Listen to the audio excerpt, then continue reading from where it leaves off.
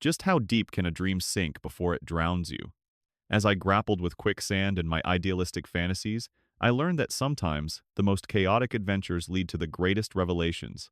It was supposed to be a blissfully idyllic morning, birds chirping, sunlight dancing on the shimmering surface of the lake, and a gaggle of enthused fantasies swirling in my head about how life was about to unfold in our cozy cabin by the water.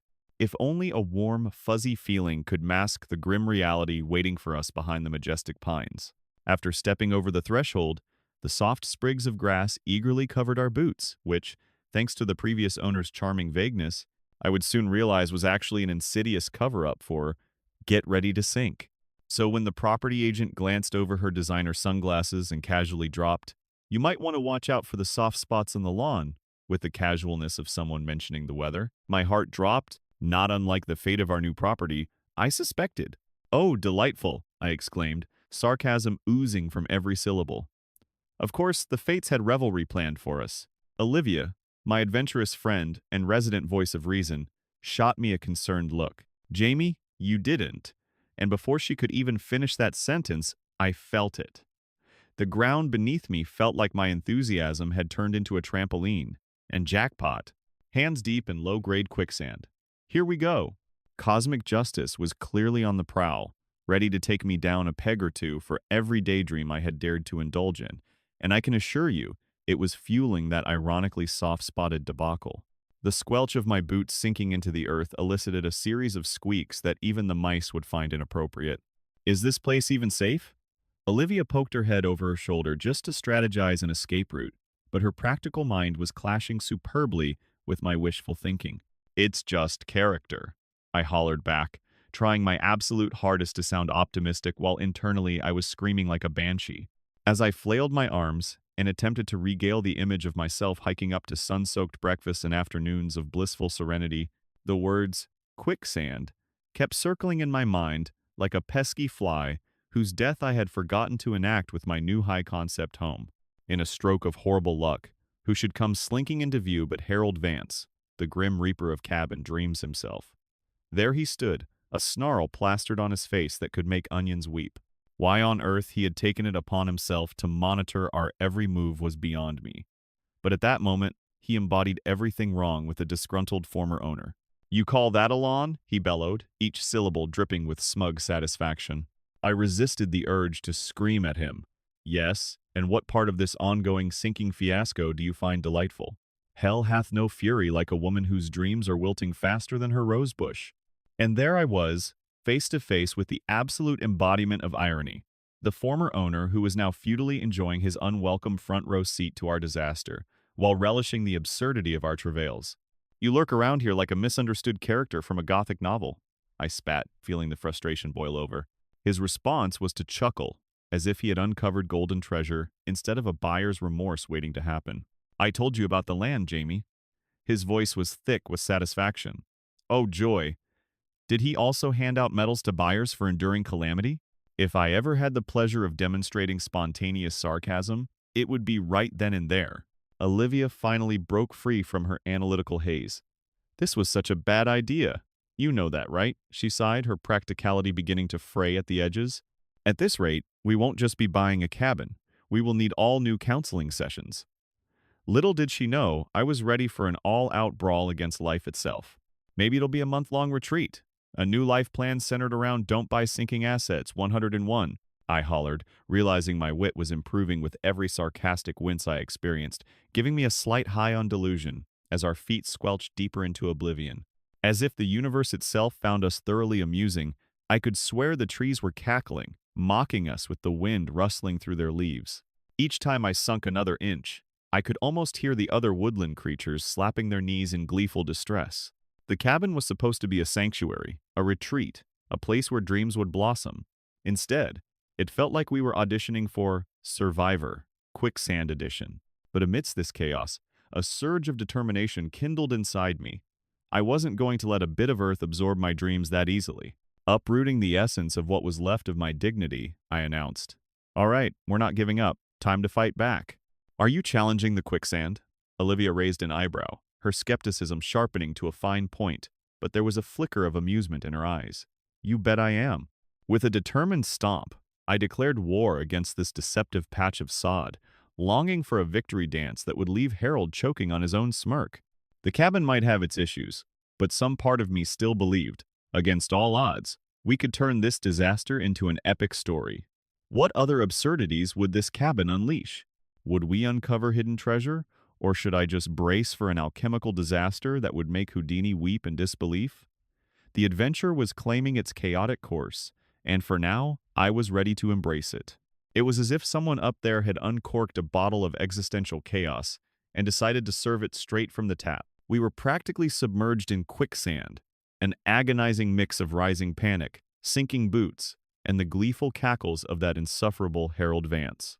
I watched as the man leaned casually against a nearby tree, as if it were perfectly normal for him to enjoy the unfortunate spectacle of two city girls about to be swallowed alive by the earth. My gut twisted with bubbling outrage, a deliciously potent cocktail of fury that begged to be directed at someone, anyone, preferably at him. The rage lightning bolted through me, insisting that someone, me, courageous dream chaser that I was, had to take a stand. Wouldn't a dazzling comeback be melodramatically appropriate in the face of this ridiculousness? "All right, unearthly quicksand, you picked the wrong dreamer to mess with," I shouted, brandishing my hiking boot like a sword of destiny. It was a valiant, if slightly ridiculous declaration I conceived in that feverish moment, as Olivia threw her head back in an exasperated laugh, not the reaction I had hoped for, but one that filled me with a vision of grand drama.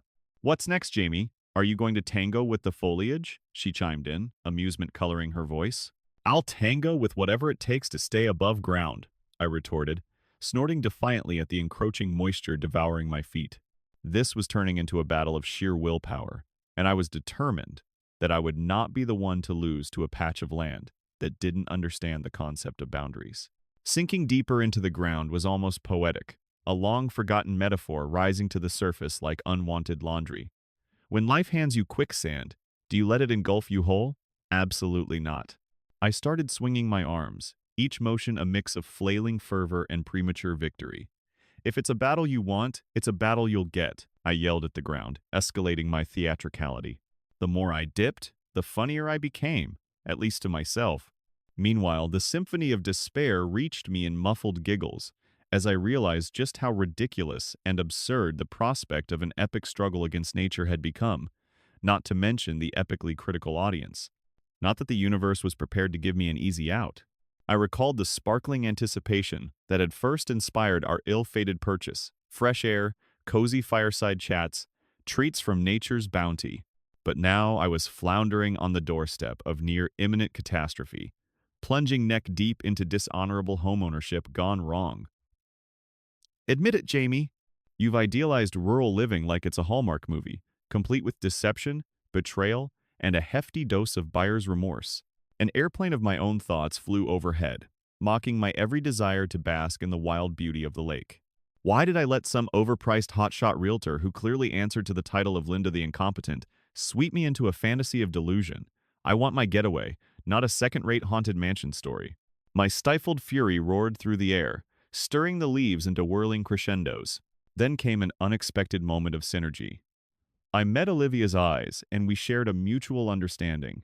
If ever there was a time for a melodramatic escape plan, it was now. "You think I can dig into my soul and pull out enough willpower to wrest this home from the clutches of oblivion?"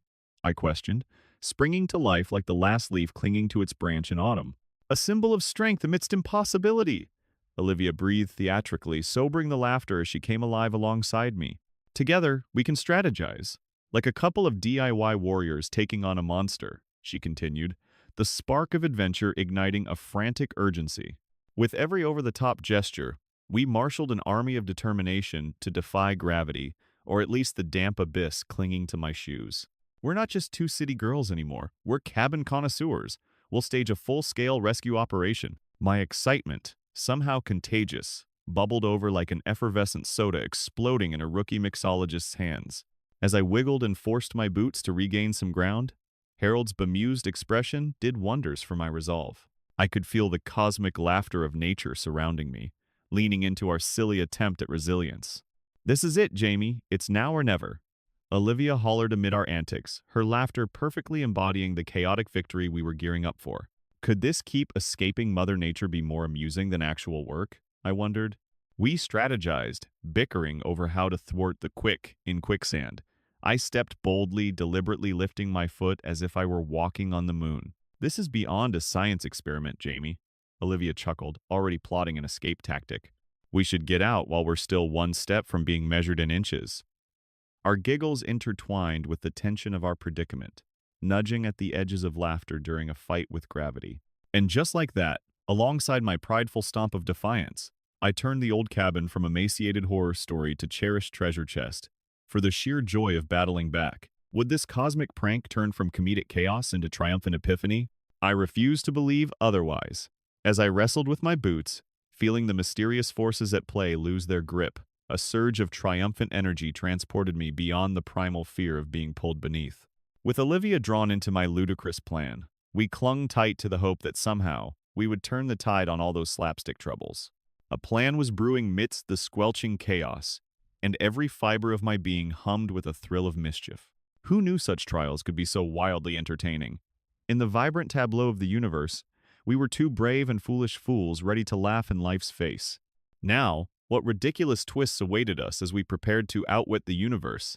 This illicit patch of land would learn to fear our resilience. Transitioning from pure chaos to some semblance of strategy felt like sliding uphill through a mudslide, preposterously uphill, to be honest. But with Olivia by my side, cloaked in a daring aura of rugged determination and sarcasm, I felt an infectious sense of levity.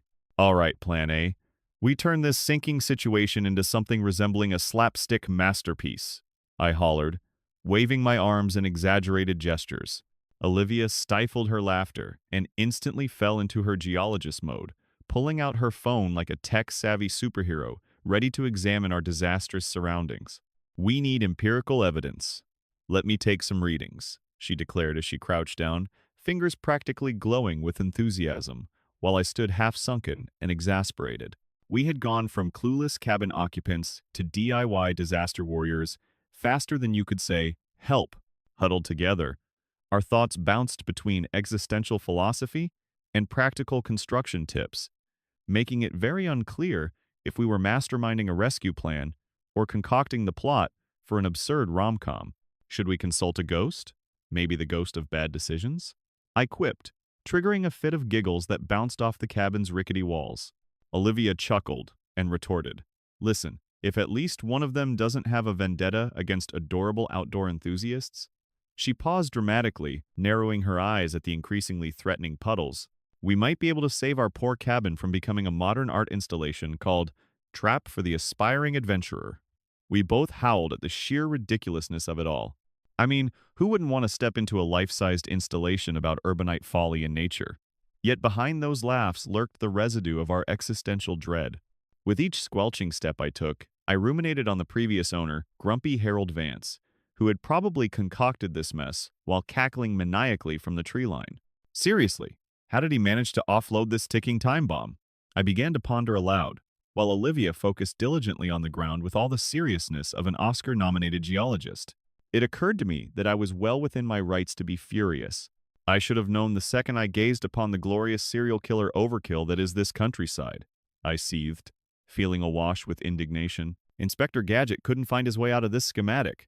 Speaking of schematics, Olivia piped up, let's call that contractor and give him a piece of our minds, or at least a piece of yours. Suddenly, a mental montage swirled through my mind, like a cheesy 80s scene where the plucky hero confronts the villain. Did I see myself standing in front of that shifty contractor, hand on hip, exuding righteous fury and demanding honest representation? Yes, this is it. No more sugarcoating or flowery rhetoric. I'll demand a discount on disaster, I hollered. And with newfound zeal, Olivia and I tethered our sanity back to our phones, scrolling through contacts as though we were going to summon a cavalry of home reinforcements. Dramatic theme music, cue, I excitedly proclaimed, envisioning a John Williams score in the backdrop as I dialed the number that had once filled me with glee, a number I now connected with aspiring fraud. Yes, hello Mother Nature's worst nightmare here, I announced brightly, channeling an energy that was completely at odds with my surroundings. I'd like to discuss the Fast Nature 911 emergency services you were hyping up. What are you doing to prevent a total gleeful sinking on our part? My tone veered wildly between playful sarcasm and a feigned innocence that would make even a seasoned politician cringe. Cue the dramatic tension, until the sultry voice on the other end promptly threw a bucket of cold reality on my dramatic reveal. Ooh, hidden fees. Surprise, surprise. I squawked in irritation, pacing my half-sinking boots in frustration as Olivia rolled her eyes. So that's your excuse for charging me a fortune? Unforeseen quicksand consequences? Each word dripped with an outrageous blend of incredulity and mockery. Do you sell insurance for unstable cabins? How much for the exact total for extinction, I wonder? I could practically feel the gears in Harold's wrinkled brain turning from his lurky position at the edge of our misadventure. Meanwhile, Olivia, steady and rational, nudged me, whispering, "Remember, you attract more bees with honey than vinegar." But sweet honey wasn't going to save our cabin from being a sticky little pit of doom. In the battle against incipient insanity, I managed to hang up in a tizzy of red-hot outrage. That contractor's planning to siphon us dry while our cabin sinks without a trace, and I stopped abruptly, eyes wide as I gestured toward the gruesome sight before us. Is it too late to blame the entire fiasco on Harold, the grump, and his personal vendetta against anyone wearing flannel?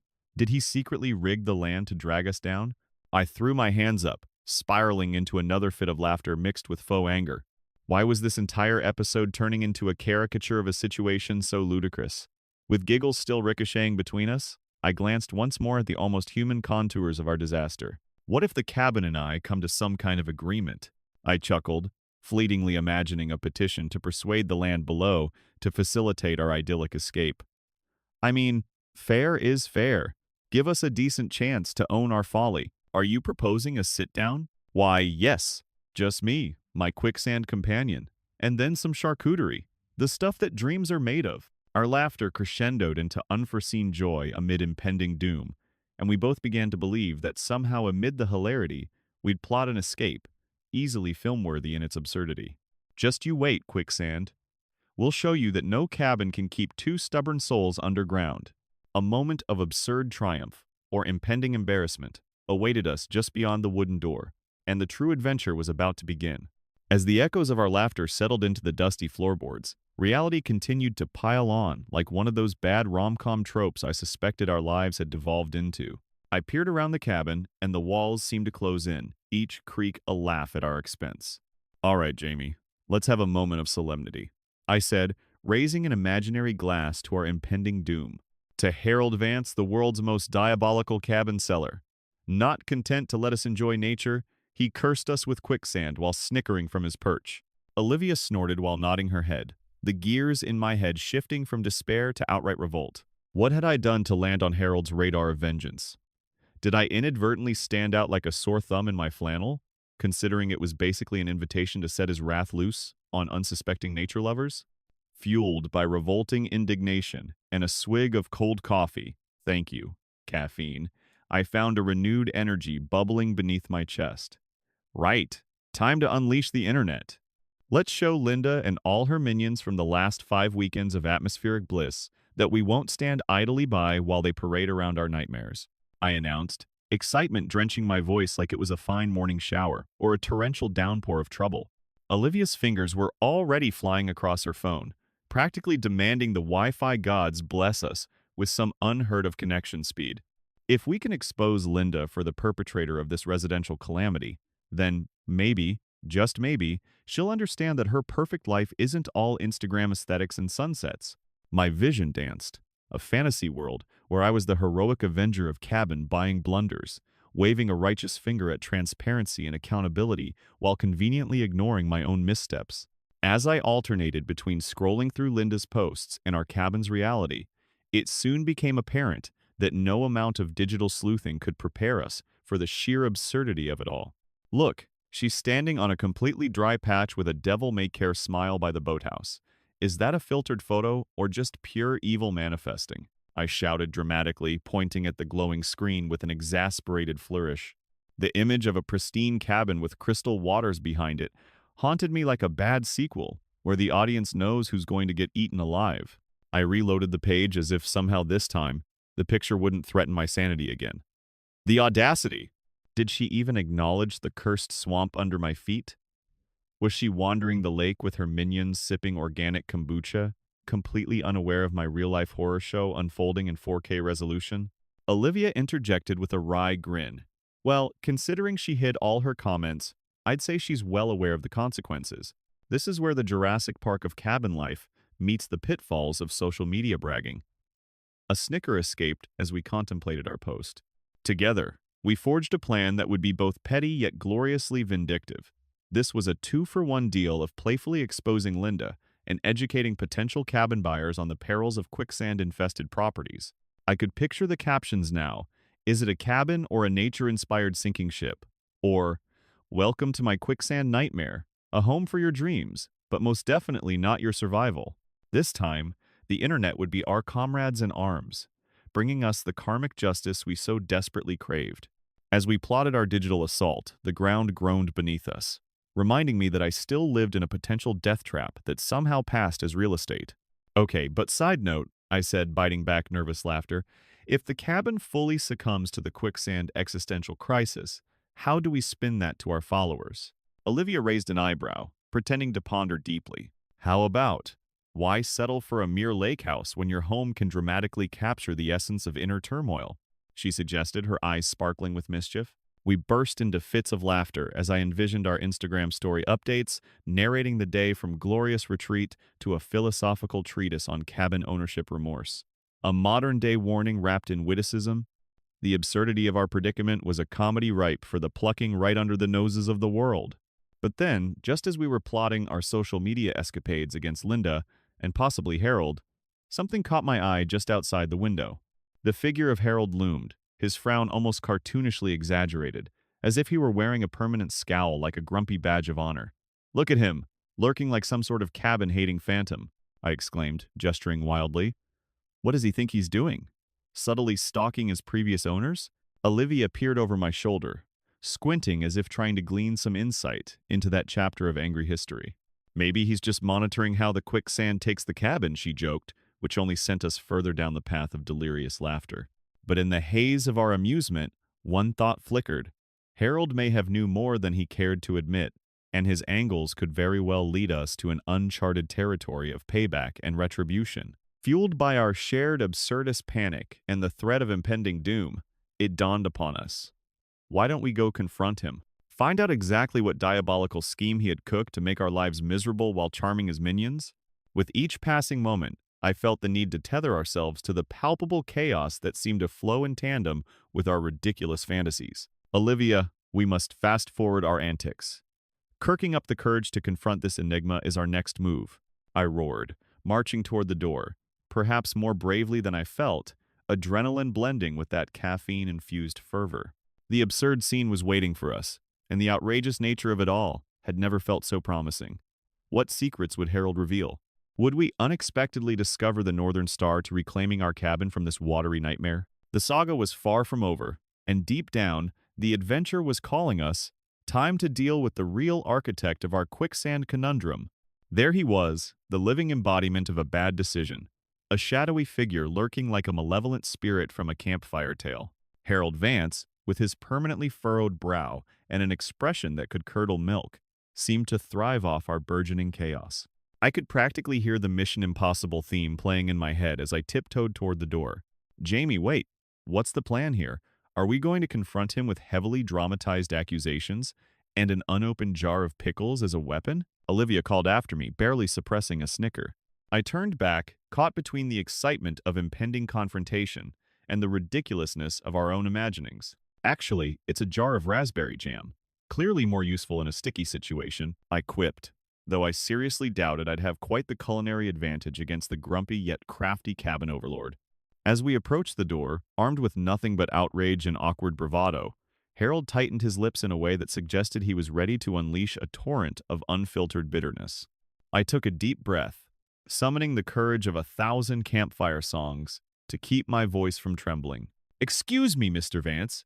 Can we have a chat?" I shouted, immediately regretting my volume choice as the words echoed across the lake like a battle cry. Harold's eyes narrowed, and he didn't budge from his spot. His unwillingness to entertain my non-existent respect for his personal space felt personal. "What? You here to complain about the property?" Seems to me you've found all the charm of a moisture trap, he growled, his tone rife with amusement that only fueled my indignation like an acerbic fuel to a sizzling fire. What in the name of all that's holy was it going to take for this man to feel even the slightest twinge of remorse for selling us this cursed abode? Oh, I don't know. How about the fact we haven't had a night free from the terror of sinking to our doom? I retorted, gesticulating wildly with the jam, as if it were an intrinsic symbol of our plight. And let's not forget your meticulous disregard for disclosing the surprising uplift we've had to endure from this quagmire of despair. Harold's eyes danced with a hint of satisfaction.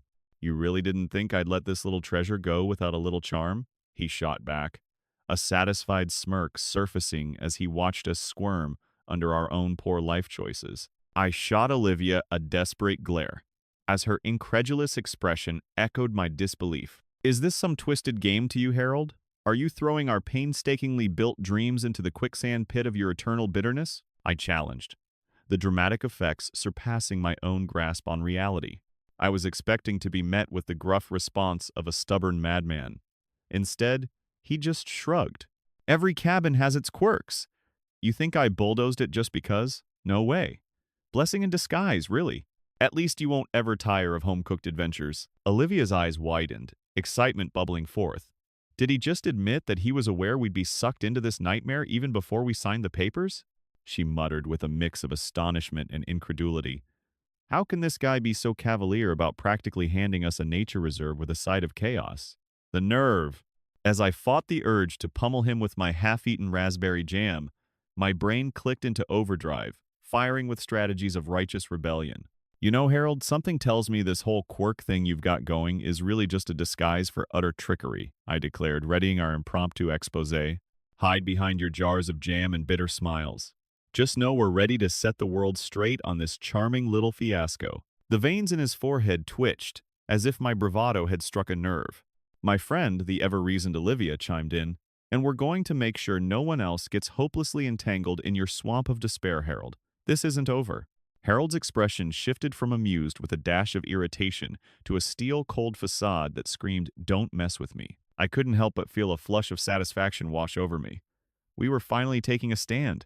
Listen, ladies, I've got my own life troubles. Why would I care about yours? He spat. Oh, honey, you should have thought twice before letting the quicksand claim your legacy. This was where the divine spirit of karma stepped in with a flourish, and my hand twitched instinctively toward my phone.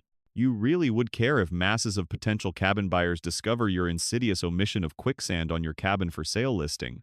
I brandished my device, eliciting a knowing chuckle from Olivia as I began scrolling back to Linda's carefully crafted social media fake narrative of perfection. Let's give this man something to really ponder, I said, my fingers racing over the screen. So you mean our bonding exercise is going to involve releasing the truth into the wild? Love it. Maybe we'll win the Best Revenge Award while we're at it. I glanced sideways to see Harold's discomfort morphing into desperation. You think you can use social media to bring me down? He croaked, genuinely stunned by the audacity of our enthusiasm. The thought of exposing his deceit sent chills of excitement down my spine. I grinned, now feeling like the protagonist in a grand epic tale.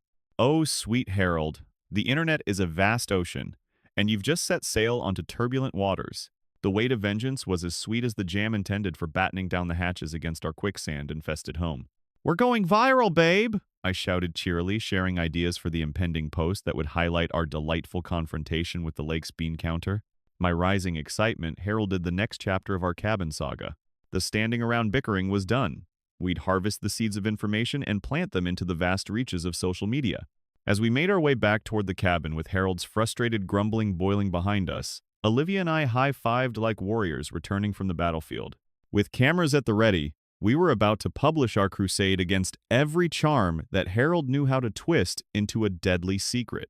Sure, it would be a mess, but hey, that's cabin life, right? But would our plan yield more than a quick laugh? Would Harold have the smug last word? The stakes were growing higher, and we were ready to seize the moment. As we skittered back towards our beloved, soon-to-be infamous cabin, I could feel the adrenaline coursing through me like espresso in a caffeine addict's veins. Each thud of my hiking boots on the wooden porch vibrated like a drum roll, announcing our entry into a whole new era of vengeance. Social media has powers we can't even begin to comprehend, Olivia. This isn't just about our cabin. This is a chance to turn Harold into the laughingstock of the internet. Why, he'll wish he'd never sold us this quirky quicksand soiree. That was a tad dramatic, even for me, but the sting of outrage wrapped itself around my brain like a cozy blanket, urging me onward. I hastily grabbed my phone, realizing that this was the moment I'd been waiting for in my cabin escapade, the chance to unleash our truth with unprecedented flair. Olivia stood beside me, a mixture of hesitation and excitement etched across her features. You really think it's going to make a difference? I mean, all these people are going to see this. And then what? They'll mock him endlessly on the internet, but is that going to change how much quicksand your dream cabin is sinking into? She furrowed her brow, the voice of reason amidst this whirlwind of drama. But I had to chuckle. Sweet friend, you underestimate the power of hashtags and the scandal of deception. Sinking Cabin is about to become a classic. This is not merely mockery. This is potential viral triumph. Besides, isn't karmic justice something we owe to the universe for being foolish enough to buy a cabin in the first place? This is my tale of redemption for that.